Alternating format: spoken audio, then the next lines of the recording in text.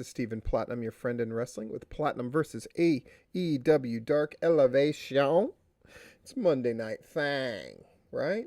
We got May 17th, 2021. This show was 2.5 hours long, 18 matches. And I kind of broke from Elevation tradition. There's only really one match. I'll be generous and call it two matches that you can consider competitive when they had been doing four matches that you could kind of consider competitive. But this one, definitely not. A lot of squash matches. And then I've been told that AEW Dark tomorrow night is also 2 hours plus. And they're getting some of the good stuff. They're announcing who the participants in the Casino Battle Royal are going to be tomorrow night. So at least we had the return of one of the segments, and it was Paul White talking to Ryan Nemeth. So that was cool, but folks, that is over. That's going to be 4.5 hours, close to 5 hours probably, of footage on the two YouTube shows. I also noticed something about this episode of Elevation, that there weren't nearly as many people watching it as it was happening as have been happening. They've been getting about 500,000 views all told. Now, there's a way to pump up these numbers and get more people watching, but hopefully that'll be a video for another time. Well, let's just jump into this. I'm going to grade all of these matches on a 3-check scale. For the squash matches, if the right person is put over or the right entity is put over in a memorable fashion, that is a check mark. A second check mark if they look good in the process, and if the person who's losing looks good in the process, or is given in a disproportionately large amount of offense, that is a third check. Now, last week's Elevation, we had a couple of matches that only got 1 check mark, and one that I was contemplating giving 0 check marks to. So it was a wonky show last week. Hopefully they can get back on track. My God, they certainly have enough matches. The chances of every one of these matches getting 3 check marks is pretty slim. I'll just be honest. And for the competitive match, the 2 competitive matches, if both entities look good in the match, you get a check mark. If the right person is put over in a definitive fashion, that's a second check mark. And then if something feels like it is advanced and increased gimmick-wise, feud-wise, or some kind of angle is developed, something is shown that will accentuate and help on Dynamite, let's say, or a pay-per-view, then you get a third check mark. So we got Shivani and Paul White. White is getting more and more comfortable on commentary. And boy, they had a lot to do tonight, and they kept up with all of it. We got Jungle Boy in our open against Adrian Alanis. Adrian Alanis does a good job keeping up with Jungle Boy here. Jungle Boy, massive push continues for sure. I loved Alanis hitting a sling blade backbreaker. I thought that looked really good. Jungle Boy is so good at making other people's offense look great.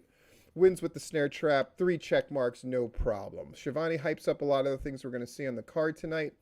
White wants to talk about this battle between the Hardy Family Organization and the Dark Order, which I'm going to generously call one of the 2 competitive matches of the night. Match number 2, Dustin Rhodes against Aaron Solo. This is definitely a Nightmare Factory versus Factory, or a Nightmare Family versus Factory affair. So Solo gets a high amount of offense here, but Dustin Rhodes at the end manages to win, as one would expect. Post-match, Koromoto runs out, grabs the bull rope that Dustin almost used, and attacks Rhodes with it. Marshall and Ogogo are out on the ramp, but Lee Johnson comes out with a chair. The 2 sides stare each other down and walk out. So a good job here advancing some stuff. 3 check marks. Eddie Kingston and Jon Moxley, are they going to win in 30 seconds again? No, it goes a little longer because we got Danny Limelight, who's sort of the king of the jobbers, honestly, and Royce Isaacs. So this match goes a little bit longer than their matches have been going. But Mox and Kingston get the win to move to 4-0 apparently, and they're going to face the Acclaimed Wednesday on Dynamite. Moxley hits the paradigm shift, and Kingston gets the pinfall win with the Violent Crown. So good stuff here. 3 check marks, and we're rolling. Jake the Snake Roberts is backstage with Lance Archer. Lately, Jake Roberts' promos have been getting better, and this one was good. And Archer interrupts, and he's not looking past Bear Bronson, but he says, I want Miro, I want the TV title. And Roberts responds with, title, yes, but not for free. Archer says they're doing it his way. No one's going to stop me. Everybody dies. Good stuff. Jake Roberts joins Shivani and White on commentary. This is a little bit more of a back and forth match than I was expecting. But at the end of the day, the blackout is hit on the incredibly large guy losing. Lance Archer wins, and Roberts says, give me my money. So they're teasing this sort of schism where Lance Archer is full speed ahead to, I want to win the title, and Roberts is like, no, we got to get paid for that stuff, son. Now we got Showcase with Paul White. 3 check marks, by the way. Bear Country has been doing a good job making big guys look good. Paul White's talking to Ryan Nemeth. This is one of the less interesting ones, but they do talk about how Ryan Nemeth gets to be himself in Hollywood Honk. They show some of the work that he's done in Hollywood. He says that he's glad that he's found a home. And his goal is to be the face of the company. All right. White asks him about the pretty picture, meaning Peter Avalon, Cesar Bononi, and JD Drake. And there you go. And he's going to be wrestling later today. It was fine. It was nice. We've gotten to know Ryan Nemeth more on a few occasions for different reasons. So, next match, Natalia Markova against Layla Hirsch. It's fine. It's not a very long match, and Hirsch basically throws her around and then taps her out. Meat and potatoes here, 3 check marks, and hey, maybe we are going to have a night with all 3 check marks. We shall see. Ethan Page and Scorpio Sky against Jalen Brandon and Trayvon Jordan. This match goes for a bit. Really, the team of Scorpio Sky and Ethan Page controls these matches. So when they have jobber matches, boy, they make sure they both look good as they should, and they really are looking for efficiency here because they know they're on to bigger things, and they're probably going to wrestle Sting and Darby Allin after all. So Sky applies the heel hook to Jordan. Page holds on to Brandon. Jordan taps out, and then Page hits the Ego's Edge on Brandon. Gotcha. 3 check marks. We got Matt Hardy, the Bunny, and the Blade backstage. I'm glad that they're still doing promo stuff, even though the show is so stinking long. It's all part of it. So he notes Bunny has gotten better, Matt Hardy does, and gained more rage. Bunny says everyone underestimates her. And she hits a line here, if you've ever been down the rabbit hole, because that's exactly where you're going to go. All right. The Bunny versus Kilynn King. At the end of the day, Matt Hardy has to slip Bunny a weapon, and Bunny hits one of my favorites, Kilynn King, with the weapon. Sends her down for the pin. Kilynn King is so good at making people look good and does it with the Bunny. Because they're trying to make Bunny into a thing, and honestly, it hasn't really been taking, but Kilynn King makes her look good. Definitely, and probably is going to get my Performer of the Week. We shall see once we go through my notes. They do good, like, little post-production stuff here where they show where Matt Hardy gives her the weapon and all that kind of stuff. It's great. Max Caster, he's been on a tear with these battle raps lately, and this is no exception. They're going up against Kevin Blackwood, who's one of my favorites, who I've seen at No Peace Underground on a couple of occasions here in Florida. So I'm really glad to see Kevin Blackwood and Kevin Bennett. And they do a really good job against the Acclaimed. They make the Acclaimed look stellar. 3 check marks. No problems here at all. Yeah. And then I got to say, Blackwood really shone here. He may win my Performer of the Week, come to think of it. Because that uppercut that he hit on Caster, and then that series of strikes, and then a German suplex on Bowens looked fantastic. Really, really good. Post-match, he's going to do Caster's going to do his signature kiss on the fingers of his opponent.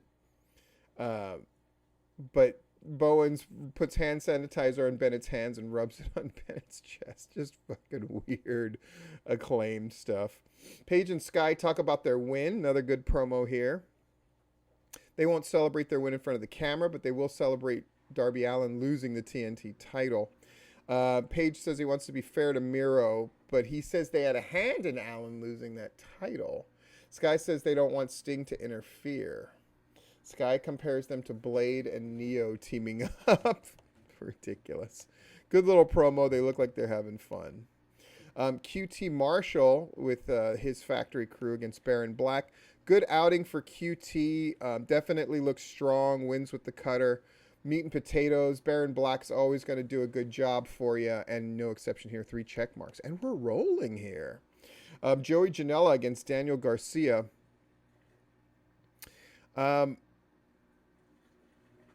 It's strange, the thing that Daniel Garcia got to kick out of, including a brain buster, which I thought was really strange. And Garcia escaped the Death Valley driver at first. Janela finally hits a top rope superplex, and Garcia kicks out again, and then Janela hits the Death Valley driver for the win. Okay. I'm only going to give this... Janela gets the first check mark because he wins in decisive fashion.